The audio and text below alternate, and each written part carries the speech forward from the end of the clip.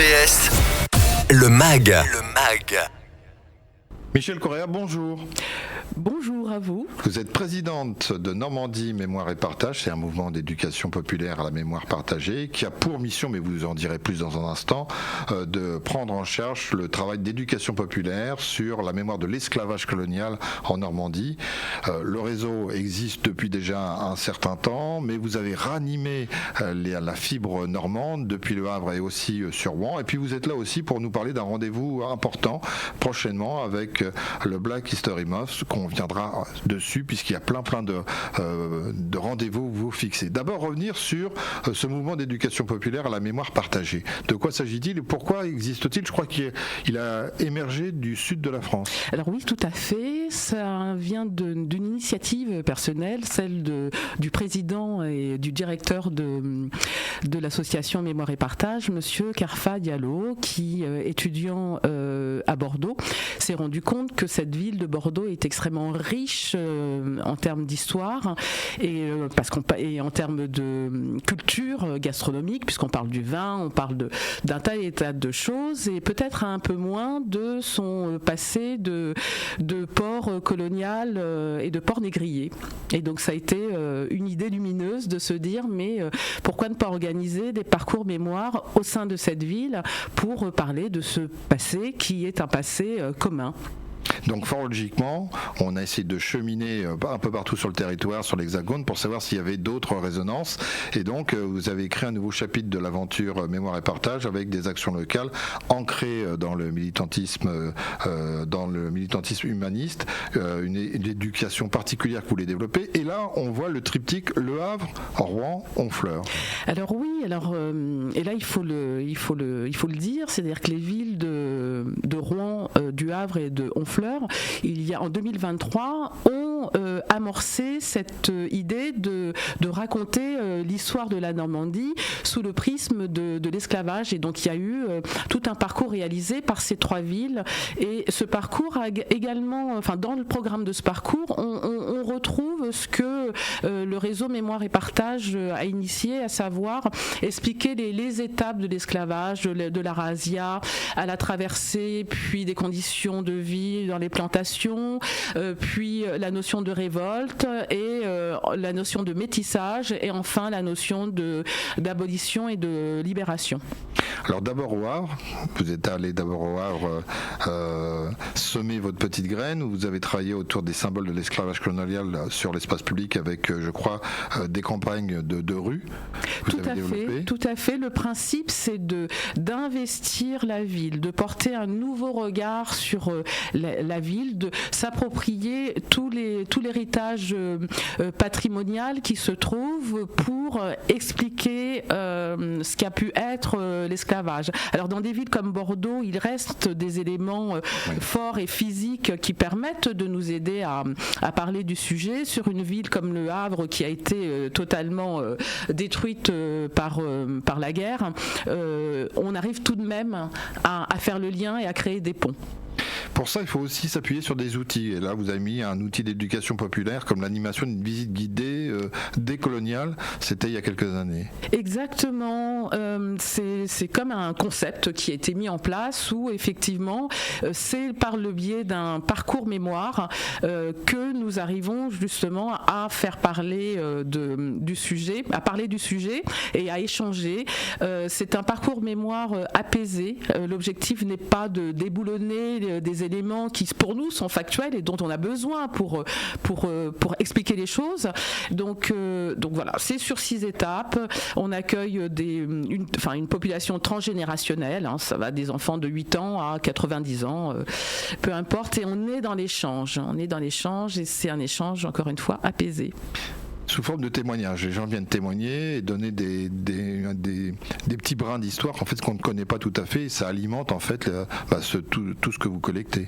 Alors il y a l'outil pédagogique que nous avons mis en place, à savoir ce parcours en 6 étapes, mais bien évidemment c'est une discussion ouverte. Si on doit accueillir des personnes qui peuvent enrichir le débat, nous le faisons.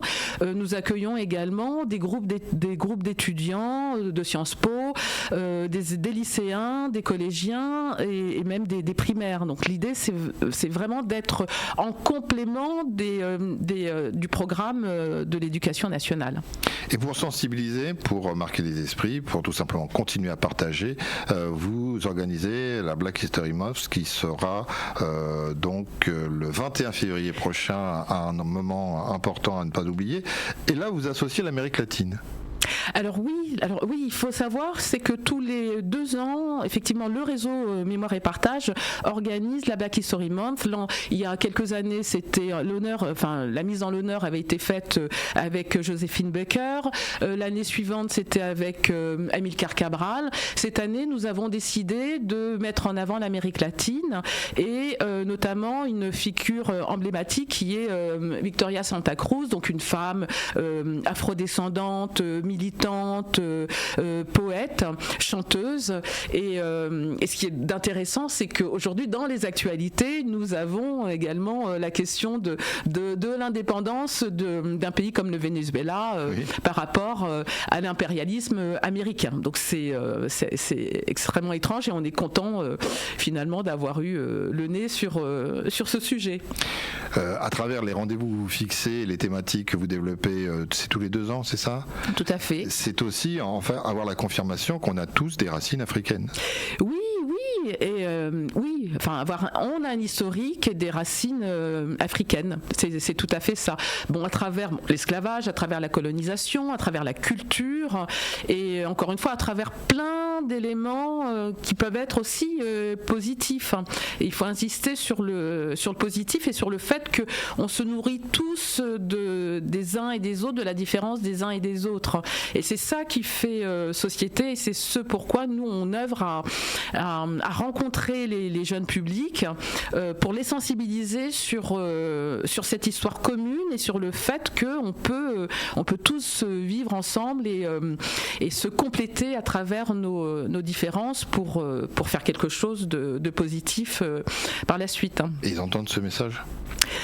Oui, Au-delà des préoccupations, j'allais dire, de tout adolescent, de jeunes, ils entendent ce message qui doit résonner en fait dans leur ADN. Mais bien évidemment, ils entendent ce message pour la simple et bonne raison que c'est un message d'espoir et que on a affaire à un jeune public qui a envie de se projeter dans l'avenir avec espoir, donc et avec fraternité, et, dans la convivialité. Et donc il faut sortir de cette atmosphère anxiogène pour éclairer en fait leur vision. La tête d'affiche du festival du samedi 21 février, que vous reviendra sur le endroit, les lieux, c'est Victoria Santa Cruz, mais elle n'est pas toute seule, vous avez d'autres déclinaisons. Non, c'est un programme qui est sur 6 heures, donc il y a un premier parcours mémoire qui sera le tout premier parcours mémoire de l'année qui aura lieu de 10h à midi. Donc le rendez-vous est donné près de l'hôtel de ville de Rouen et il faut s'inscrire via le site Hello Association de Mémoire et Partage. Et puis dans l'après-midi, à partir de 15h, nous sommes accueillis par un super partenaire qui est Yule Compagnie, qui organise des ateliers culturels destinés aux enfants. Et donc là, on aura l'occasion de pouvoir voir un documentaire qui s'appelle Héritage, réalisé par Thomas Bellet sur un village qui se trouve en Colombie, le village de Palenque, où on parle en fait de ces anciens esclaves qui se sont libérés et qui ont construit leur propre village. Nous aurons également, ce sera suivi d'une table ronde, et puis il va y avoir également Ulrich Antoyo qui va pouvoir mettre en avant son livre autour des héritages et des tabous. Donc il y aura une relecture de ce livre et puis des artistes vont également intervenir. Donc ça va être un moment convivial autour de l'héritage afro-andin, mais pas seulement. Et je vous invite tous à vous rendre sur place. Ça se trouve à la cale, au premier étage du centre Saint-Sever. Voilà. J'ajoute juste, il y a un jeune artiste rouennais, je crois qu'il va faire du slam.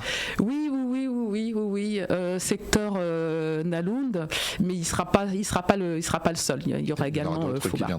Donc on rappelle ce rendez-vous qui est éminent, qui est important, qui mérite qu'on le partage. Merci. Et qu'on partage aussi la mémoire. C'est le samedi 21 février, le matin, mais aussi à partir de 15h depuis la case à l'espace culturel La Case qui est situé au centre commercial Saint-Sever, c'est à Rouen. Merci beaucoup Michel d'être venu témoigner. Et n'hésitez pas à repasser par chez nous, vous êtes la bienvenue. Merci pour cette invitation. Merci, à bientôt. RV